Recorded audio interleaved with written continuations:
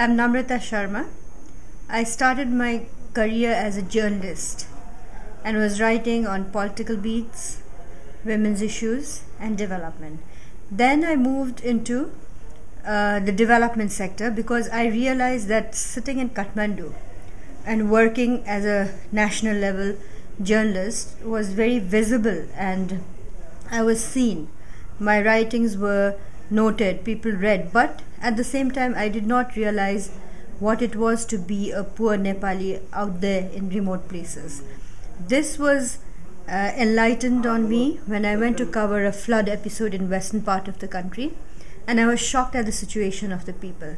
So I shifted to development work, worked for the UN World Food Programme, different international organizations, and then looking at the situation of the poor, I thought women were the most suffering and poorest.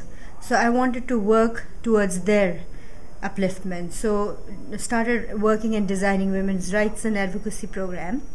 And then in the very early days of restoration of democracy, and even before that, we actually were able to get women to march out in the streets fighting for their rights. But at the end of the day, these women used to come to me with their palms open, saying, Didi, we know about our rights, but how do we manage money? We need that for empowerment.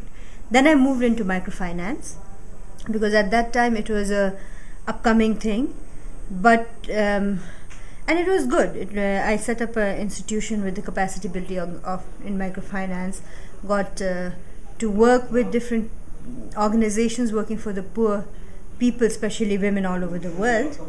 And now the thing is, just having microfinance is also not enough.